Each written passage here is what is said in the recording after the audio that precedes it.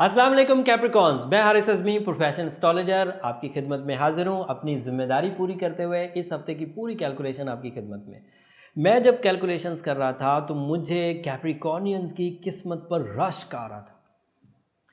सारसत्ती में this is my experience के उलझन ही आती है, लेकिन कैप्रिकॉनियंस अल्लाह ताला की तरफ से एक सर्टन ब्लेस्ड पर्सनालिटीज़ कह सकते हैं, इनको बरकत आई है। क्या हुआ है कि ज़िंदगी के कई शोबे इनके बैलेंस होते जा रहे हैं। बीइंग एस्ट्रोलॉजर मेरा मानना है कि ये बेहतरीन टाइम शुरू हो गया है कैप्रिकॉनियंस के लिए। मोहतात तो रहना ही पड़ेगा, क्योंकि वो वाला जो एक ख़तरे की तलवार है जो साढ़सत्ती की सूरत में है वो तो लटक रही है, लेकिन उसमें से ये जो 2.5 साल का फेज़ सैटर्न के पहले घर में आने से पैदा हुआ है, ये आपका ब्लेसिंग टाइम है। और दूसरे सितारे भी किसी हद तक अब आपको सपोर्ट करने लग गए। वो सपोर्ट किस तरह है मैं बयान करता हूँ। सैटर्न का पहले घर में आना, एतमाद में इजाफा, नेचुरल स्किल्स का पॉलिश होना।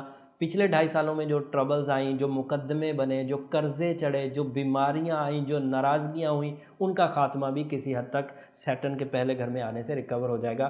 तो वो 2.5 साल का डैमेज इस 2.5 साल की पॉजिटिविटी से बैलेंस हो जाएगा। लेकिन क्योंकि ये है साढ़सत्ती का ही दौर, अब अगले जो 2.5 साल आएंगे, जो 2020 में तकरीबन जाके आएंगे, वो सेकंड हाउस में फाइनेंशियल इश्यूज पैदा करेंगे। लेकिन वो रफ्ता रफ्ता मैं बयान करता रहूँगा, जब तक आप चैनल से जुड़े हुए हैं आपको ये खबरें मिलती रहेंगी। लेकिन पहले घर में अब सैटर्न के आने से जो आपके अंदर एतमाद में इजाफा हो रहा है, और कुछ कामयाबियां भी अभी आपको इस हफ्ते मिल जाएंगी, उससे भी आपका वे ऑफ टॉकिंग बदल जाएगा, वे ऑफ लिविंग भी बदलेगा, वे ऑफ थिंकिंग भी बदलेगा। आप वो जो डरे हुए, सहमे हुए और उलझे हुए कैप्रिकॉनियन थे, अब उस नेचर से बाहर आएंगे। Real Capricornian, the spiritual Capricornian, जो जो दूसरों की मदद के लिए पेश पेश, जो दूसरों की खुशियों, दूसरों की अचीवमेंट में अपना रोल अदा करते हुए, अपने रिश्तों को मजबूत करने की कोशिश में, अपने आप को हमेशा अपर लेवल पर रखने की, नंबर 1 रखने की कोशिश में जो लगे रहते हैं, अब वो कैप्रिकॉनियन साबित होना शुरू हो जाएंगे। और इसका आगाज़ इसी हफ्ते हो जाएगा।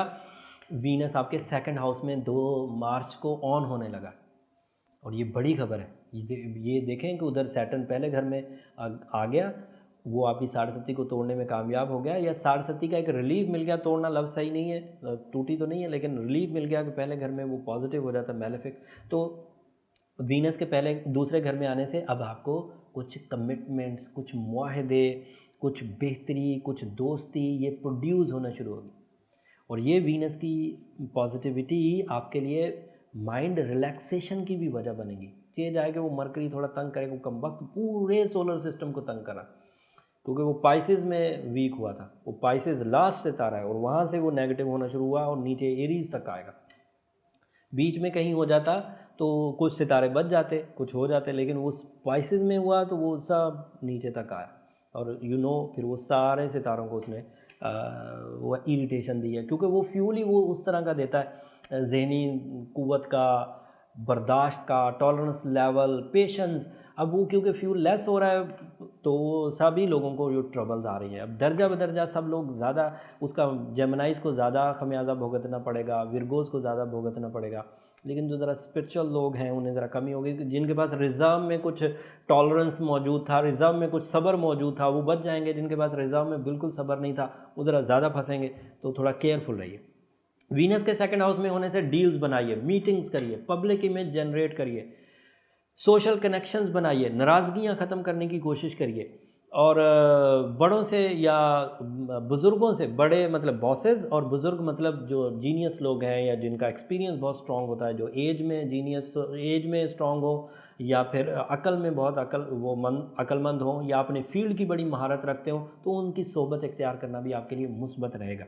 और आप देखेंगे कि इस हफ्ते से, यानी कि 2 मार्च से, आपको लोगों की अटेंशंस और अप्रिसिएशंस भी मिलती जाएंगी। So you are the centre of attraction in this week. Job, good news, profits, ये सब एक्सपेक्ट किया जा सकता है इस हफ्ते, और तवक्को से थोड़ा ज़्यादा, because of Venus and Saturn. Mercury third house में है, इससे ऐसा थोड़ा सा ट्रबल ज़रूर रहेगा कि जहन उलझा हुआ रहेगा। लेकिन मैं समझता हूँ कि वीनस का सेकंड हाउस में होना इसका कुछ तदारुक करेगा, लेकिन फिर भी कुछ थोड़ी बहुत ट्रबल आएगी तो उसको रिकवर कर लीजिए। एंड रिकवरी के लिए आपका बर्थ स्टोन गार्नेट है, बट गार्नेट की केमिस्ट्री इतनी स्ट्रॉन्ग नहीं है। ये मैंने 16 साल में छोटे से छोटे केस को भी गार्नेट से रिजॉल्व करने की कोशिश की, वो इतना अच्छा इफेक्टिव स्टोन नहीं है। बहुत फाइन क्वालिटी का हो तो 4.45 कॉस्मिक एनर्जी देता है, एंड 4.45 कॉस्मिक एनर्जी इतनी ताकतवर एनर्जी नहीं होती। जबकि रूबी पहनेंगे तो 13.80 कॉस्मिक एनर्जी मिलती है, and that is more than enough. उससे हमें बैलेंसिंग, हमारा mood swing, negative energy, negative impact of horoscope, spiritual disaster ही काफ़ी हद तक बैलेंस हो जाते हैं। और साथ में अगर सूरह बकरा की आखिरी 2 आयतें भी पढ़ लिए जाएँ तो और इफेक्टिव, बरकत, खैर, अल्लाह ताला से रुजू करने वाला पहलू भी ऑन हो गया। सो ऐसन तरीके से सूरह बकरा की आखिरी 2 आयतें 113 दफ़ा रोज़ की बुनियाद पर पढ़ें। अगले हफ्ते इससे भी बड़ी न्यूज़ है। एक मार्स की न्यूज़ सुना दूं, फिर मैं यूरेनस की न्यूज़ पर इस वीडियो का इख्तिताम करूंगा। मार्स आपके 5वें घर में, अगर प्लान बैरून मुल्क का है तो जा पाएंगे और आसानी से जा पाएंगे। अगर फैमिली को भी साथ ले जाना चाहते हैं तो भी ये राइट टाइम है, कर सकते हैं। हिजरत करना चाहते हैं तो भी कर सकते हैं। घर एक एरिया से दूसरे एरिया में शिफ्ट करना चाहते हैं तो भी कर सकते हैं। एंड घर की अपग्रेडिंग करना चाहें, ताज़ीन व आराइश करना चाहें तो भी कर सकते हैं।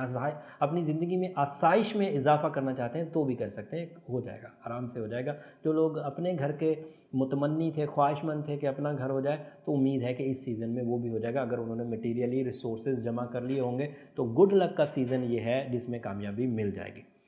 अगले हफ्ते क्योंकि यूरेनस घर बदलेगा, ये बड़ी न्यूज़ है। सोलर सिस्टम में, एस्ट्रोलॉजी में, सभी एस्ट्रोलॉजर इस बात को जानते हैं। तो अगले हफ्ते की वीडियो में और ज़्यादा प्रोफेशनल अंदाज से और ज़्यादा बारीक बीनी से लेकर आपकी खिदमत में हाजिर होऊंगा।